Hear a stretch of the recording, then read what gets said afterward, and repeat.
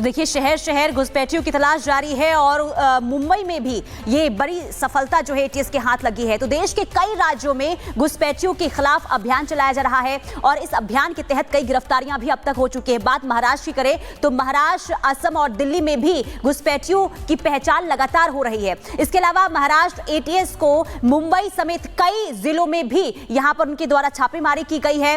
ठाणे की बात कर ले या फिर नवी मुंबई की बात कर ले, नासिक की बात करें, यहां पर भी एटीएस का छापा जो है कल देखने को मिला था और इसी दौरान 17 गिरफ्तारियां हुई है। 17 बांग्लादेशियों को महाराष्ट्र एटीएस ने गिरफ्तार किया है। इसके अलावा आपको बता दें कि अब इन बांग्लादेशियों से यानी कि जिन्हें गिरफ्तार किया गया है उनसे पूछताछ भी की जाएगी और पकड़े गए घुसपैठियों से फर्जी आधार कार्ड जो बनाए गए हैं इसे लेकर भी अब आगे जांच पड़ताल की जाएगी। आपको बता दें कि मुंबई में जिस तरीके से लगातार शिकंजा कसता हुआ दिखाई दे रहा है अवैध घुसपैठियों पर, इसे लेकर हड़कंप की स्थिति भी बनी हुई है। अलग अलग हिस्सों में गिरफ्तारियां हो रही है। इसके अलावा अब डिटेंशन कैंप बनाने की भी तैयारी हो रही है जहां पर जिन्हें गिरफ्तार किया जाएगा बांग्लादेशियों को वहां पर रखा जाएगा और उनसे भी पूछताछ की जाएगी।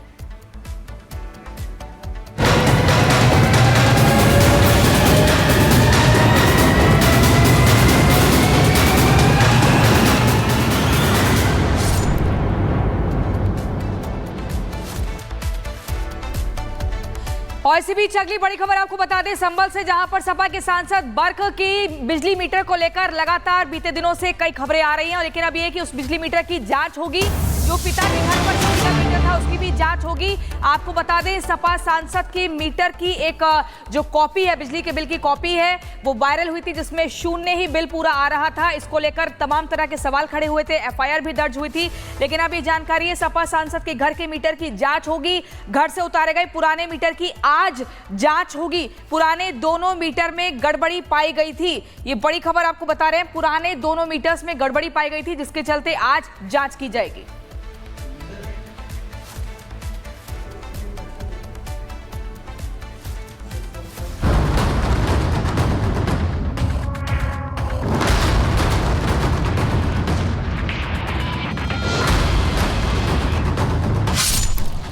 सपा सांसद जियाउर रहमान बर्क की हालत इन दिनों ऐसी है कि आगे कुआं है तो पीछे खाई। कुआं और खाई इसलिए है क्योंकि बर्क एक तरफ जहां संभल हिंसा के दाग को धुलने में लगे हैं, तो बिजली चोरी के आरोप में उन पर अब मुसीबत की बड़ी बिजली गिर सकती है। ये बिजली इतना बड़ा झटका देगी जिसका बर्क को शायद अंदाजा भी नहीं होगा, क्योंकि सपा सांसद बर्क के घर का बिजली बिल पिछले कई महीनों से जीरो कैसे आ रहा था, इसकी जांच आज होने वाली है।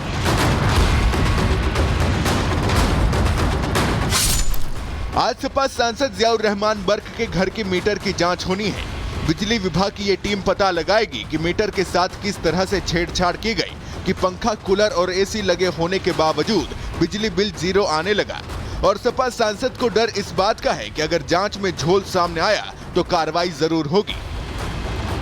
जिस मीटर की जांच आज होने वाली है वो मीटर 17 दिसंबर को जियाउर रहमान बर्क के घर से सील किए गए थे। बिजली विभाग की टीम ने 2 मीटर सील किए थे और इनमें से 1 मीटर सपा सांसद जियाउर रहमान बर्क के नाम से है, तो दूसरा मीटर दिवंगत सांसद और जियाउर रहमान बर्क के दादा शफीकुर रहमान बर्क के नाम पर है।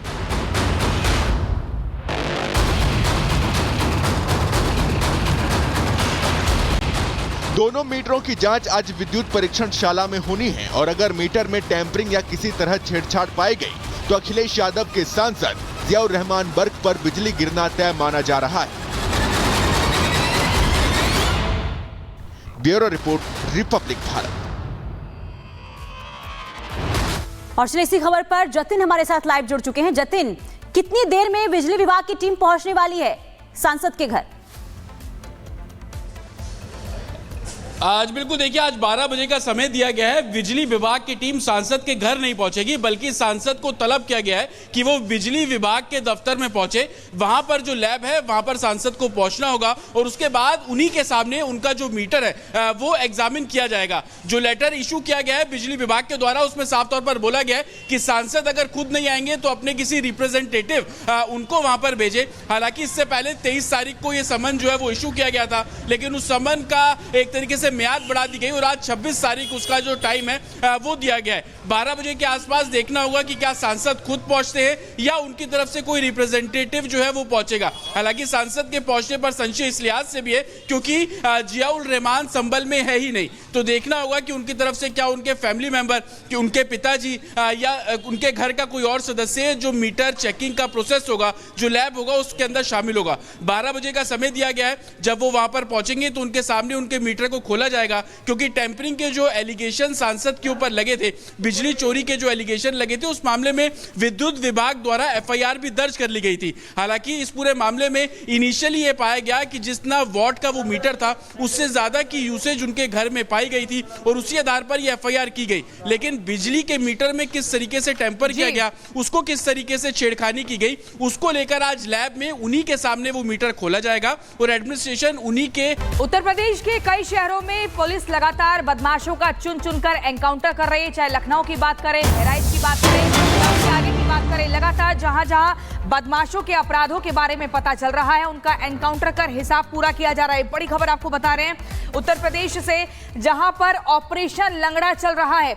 योगी की जो पुलिस है बदमाशों का हिसाब पूरा कर रही है। लखनऊ, बहराइच, मुजफ्फरनगर में एनकाउंटर किया जा रहा है। एनकाउंटर में पुलिस ने कई बदमाशों को पकड़ा है जो भागने की फिराक में रहते हैं। तुरंत उनको एनकाउंटर के जरिए घायल किया जाता है। आपको बता दें, कई बार बड़ी चुनौती पुलिस के समक्ष हो जाती है कि दोनों तरफ से फायरिंग होने लगती है, यानी कि क्रॉस फायरिंग में भी बदमाश एनकाउंटर का शिकार हो रहे हैं और उसके बाद उन्हें गिरफ्तार किया जाता है। पुलिस की बुलेट के बाद अपराधियों को टारगेट पर लिया जा रहा है और लगातार जो योगी सरकार का एक मिशन है, जीरो टॉलरेंस पॉलिसी, उसी के तहत काम किया जा रहा है। यानी कि अपराध और अपराधियों को उत्तर प्रदेश में बख्शा नहीं जाएगा, इनकी कोई जगह नहीं है। इसलिए उत्तर प्रदेश के अलग अलग शहरों में बार बार बता रहे, लखनऊ, बहराइच, मुजफ्फरनगर में एनकाउंटर कर इन बदमाशों का हिसाब पूरा किया जा रहा है। तो उत्तर प्रदेश में अपराधियों का सफाया हो रहा है और ये 5 शहरों में भी देखने को मिला है। लखनऊ में पुलिस और बदमाशों के बीच मुठभेड़ हुई, 2 बदमाशों को गोली लगी और 2 बदमाश मौके से फरार हो गए। अब उनकी भी तलाश जारी है। बिना नंबर प्लेट की गाड़ी से भाग रहे थे ये बदमाश। वहीं बहराइच की बात करें तो पुलिस और बदमाशों के बीच यहां पर भी मुठभेड़ होती है। गोलीबारी के दौरान एक बदमाश के पैर में गोली लगी, मौके से 2 बदमाश को गिरफ्तार कर लिया गया, जबकि 3 घटनास्थल से फरार हो गए हैं। बात बरेली की कर लेते हैं। बरेली में पुलिस और बदमाशों के बीच मुठभेड़ हुई, क्रॉस फायरिंग में 2 बदमाशों को गोली लगी है। मुठभेड़ के बाद 6 बदमाशों को पुलिस ने गिरफ्तार कर लिया। बाइक लूटने के लिए ये जानलेवा हमला किया करते थे। अब बात मुजफ्फरनगर की कर लेते हैं क्योंकि यहां पर भी मुठभेड़ में एक बदमाश घायल है और 4 को गिरफ्तार कर लिया गया।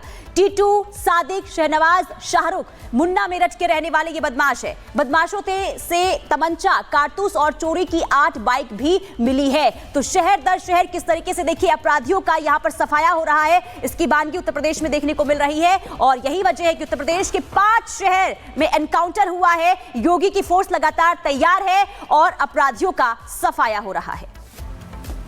तो देखिए, इसी बीच आपको बता दें, उत्तर प्रदेश में एनकाउंटर, अपराधियों में डर का माहौल बना हुआ है। लखनऊ में पुलिस और बदमाशों के बीच जबरदस्त मुठभेड़ होती है और उसके बाद मुठभेड़ के दौरान 2 बदमाशों के पैर में गोली भी लगी है। बदमाशों के पास से एक तमंचा और एक कार भी जब्त की गई है।